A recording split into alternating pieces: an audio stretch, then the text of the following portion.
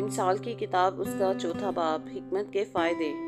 اے میرے بیٹو، باپ کی تربیت پر کان لگاؤ اور فہم حاصل کرنے کے لیے توجہ کرو، کیونکہ میں تم کو اچھی تلقین کرتا ہوں۔ تم میری تعلیم کو ترک نہ کرنا، کیونکہ میں بھی اپنے باپ کا بیٹا تھا اور اپنی ماں کی نگاہ میں نازک اور اکیلا لاڈلا۔ باپ نے مجھے سکھایا اور مجھ سے کہا، میری باتیں تیرے دل میں رہیں، میرے فرمان بجا لا اور زندہ رہ۔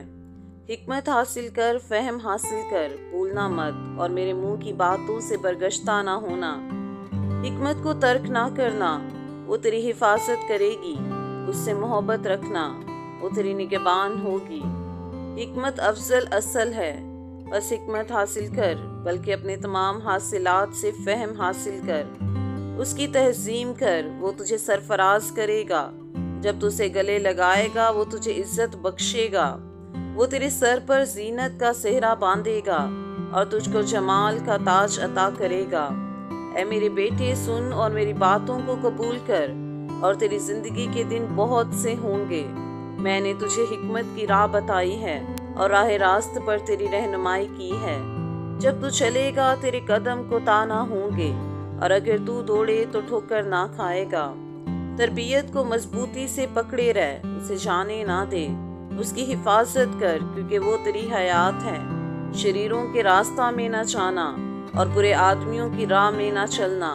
اس سے بچنا، اس کے پاس سے نہ گزرنا، اس سے مڑ کر آگے بڑھ جانا، کیونکہ وہ جب تک برائی نہ کر لیں سوتے نہیں، اور جب تک کسی کو گرا نہ دیں ان کی نیند جاتی رہتی ہے۔ کیونکہ وہ شرارت کی روٹی کھاتے اور ظلم کی مے پیتے ہیں، لیکن صادقوں کی راہ نور سحر کی مانند ہے، جس کی روشنی دوپہر تک بڑھتی ہی جاتی ہے۔ شریروں کی راہ تاریکی کی مانند ہے، وہ نہیں جانتے کہ کن چیزوں سے ان کو ٹھوکر لگتی ہے۔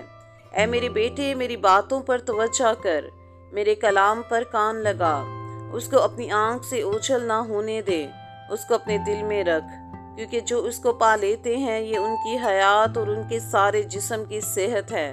اپنے دل کی خوب حفاظت کر، کیونکہ زندگی کا سرچشمہ وہی ہے۔ کج گو منہ تجھ سے الگ رہے، دروگو لب تجھ سے دور ہوں۔ تیری آنکھیں سامنے ہی نظر کریں اور تیری پلکیں سیدھی رہیں۔ اپنے پاؤں کے راستہ کو ہموار بنا اور تیری سب راہیں قائم رہیں۔ نہ دہنے مڑ نہ بائیں، اور پاؤں کو بدی سے ہٹا لے۔